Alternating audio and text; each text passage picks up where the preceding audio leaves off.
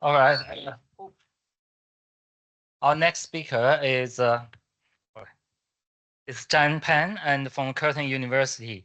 His topic is smart structure health monitoring use computation version, computer version, and the edge computing.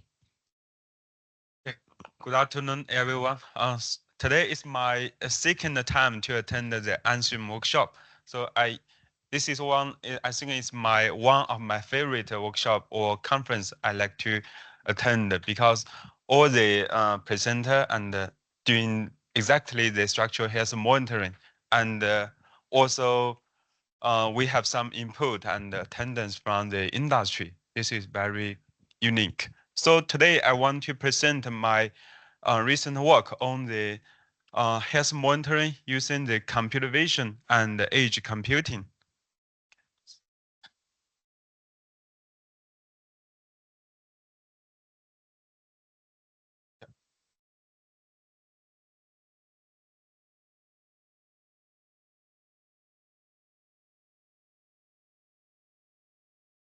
Thank you. So, there are so many bridges in Australia are more than 50 years. So, and approaching the lifespan.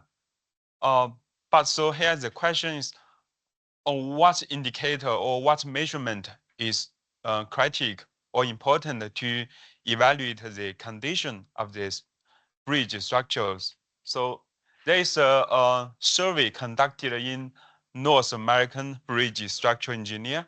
They are voting that the bridge deflection under the living node is a very important parameter to determine how to allocate the very limited budget in the bridge most in need. So based on this background, I try to do some work on using the computer vision technique to measure the bridge deflection. Uh, the advantage of the CV-based method because it's fully contactless, which means we can place the camera far away from the structure. And another thing is the easy implementation for the structural engineer when they're doing the inspection. Probably they don't need to have the physical access to the structure. Just put the camera at a distance to the bridge. But there are still some limitation. For example, we need to collecting a video, and normally we take the video back to the office to post processing to obtain the displacement response and other measurement. And then we try to define some damage indicator. So here I try to address this limitation. I want to incorporating the edge computing with the computer vision so that we are probably we are able to processing the video on the site in the site, and then we make the decision. Just send the useful information to through the AWS to the end user. So my motivation is to developing the cost-effective and easy deployable SHM system. Just as Mary, the presenter mentioned about you, for each bridge, the structural owner may just allocate a few $1,000s on each bridge. So that's the reason I think we need to develop in the low cost SHM system so that we can distribute or apply the SHM system to a wider generation or a wider population of bridges.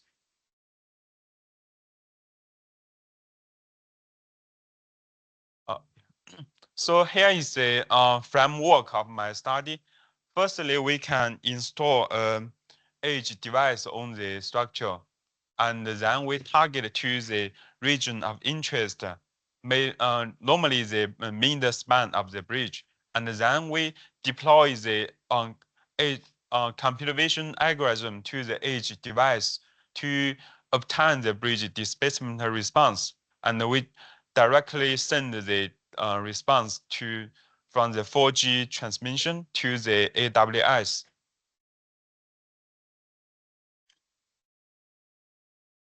So yeah, here I did a preliminary pilot study. We introduce some hardware, including an camera, industry camera, and also an edge device. It's a Jetson Nano, and we also using the 4G module to transmit the signal from the sensor to the cloud.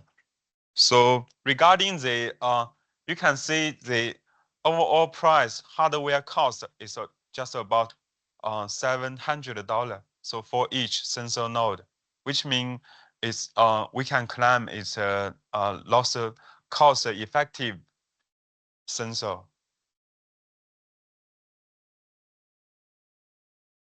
Yeah, here we are developing a dashboard for the end user in the AWS. In the dashboard, we include the few measurement point from the image, and we can identify the displacement time series. And we also include some other information, including the device temperature and the CPS and GPS usage, because those information can tell the in the user whether the device is working properly or not. And another indicator is the video processing speed, video processing FPS. So yeah, here we conducted some preliminary study in our structural dynamic lab. We installed a transmission tower model on the shack table to generate the ground motion, and then we use the edge device to measure the displacement response.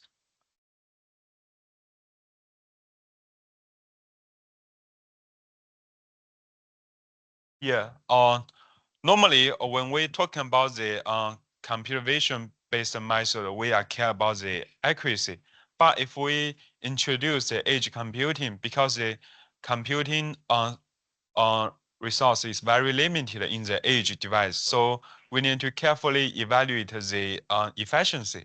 So here we compare 5 different algorithms about to evaluate the video processing efficiency. So when talk about the efficiency, we need to identify the region of interest, the image size we want to process. So we range from 200 pixel to 600 pixel, and if the region of interest is about 200 pixel, we can process the video by using the Jetson Nano at above 25 FPS per second.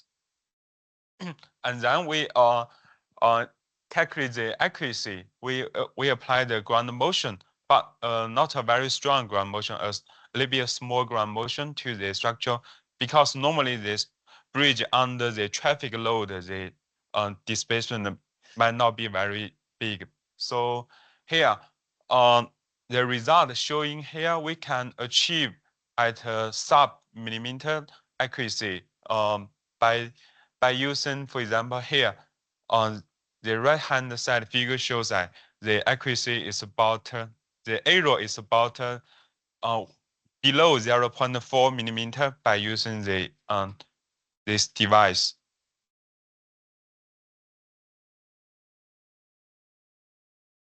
Sorry.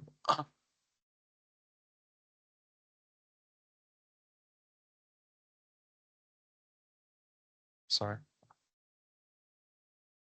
It's not very sensitive. Yeah. So here we also evaluated the accuracy in the frequency domain, because normally we are not just interested in the time series. We can extract information from the frequency domain. Different from the most vibration-based study, they use the acceleration response.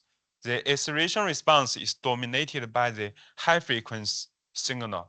But for the displacement response, the signal are mainly distributed in the very low frequency region. So if we can achieve a 30 hertz sampling rate, actually we can capture most of the information from the displacement response. And in the field test, another thing we need to consider is about the shooting angle of the camera to the structure, and also the distance of the camera to the structure, as well as the lighting condition, because the lighting always change. So we conducted a serious study to evaluate those influence factors. You can see from here, uh, we change 3 different lighting conditions from brightness to dark, but the influence to the accuracy is very minimal.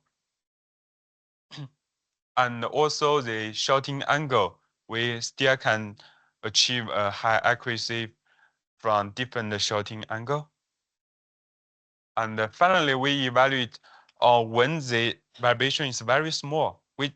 We vary the amplitude of the displacement from 5 millimeter to 1 millimeter. And the conclusion here is that even the vibration of the dynamic of the structure is amplitude is within 1 millimeter, we can still identify the time series as a censored wave. So uh, to apply the device in the field application, another thing we will need to consider is in the long-term or continuous monitoring. So the reliable or the long-term operating performance is also critical. So we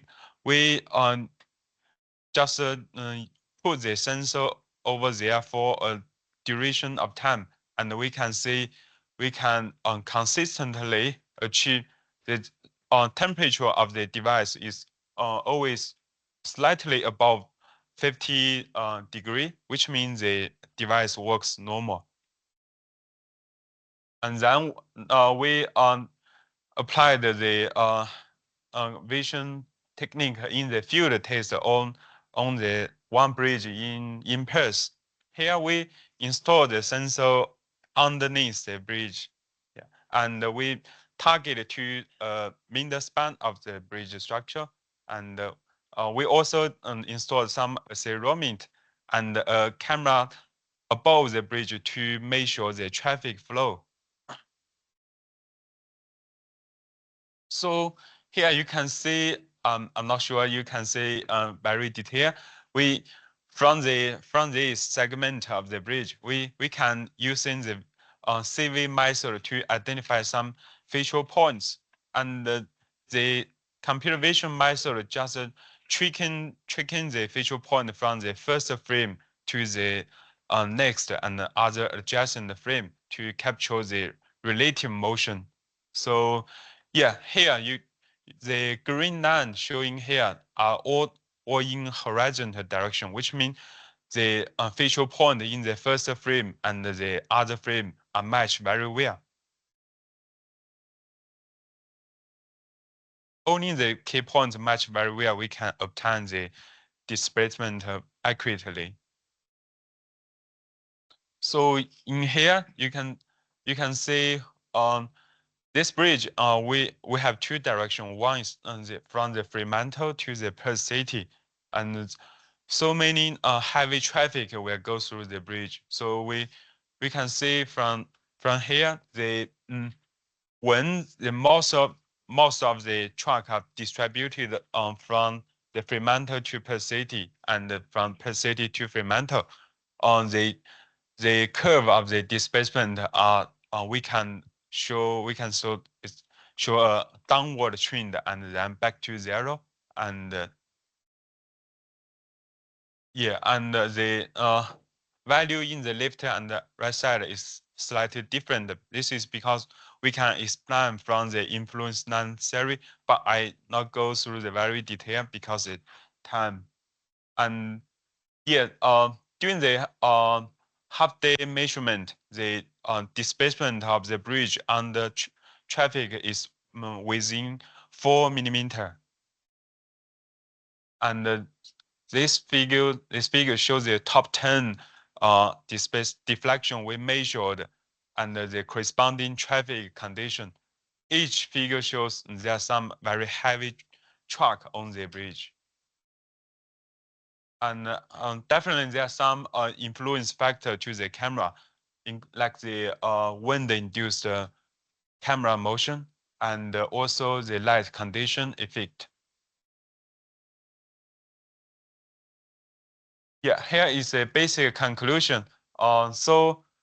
Previously measure the displacement of a large span bridge is very difficult, but the computation is very promising. And another thing is the integrating of the edge computing with the computation. We can extend the application to the long-term health monitoring. And yeah, developing the system can achieve sub-millimeter accuracy and higher than 30 frame per second. Thank you for listening. What's going on? Thanks, Dr. Zhen Peng, for the perfect timing. It's 50 minutes, but also means we don't have time for any question. But well done.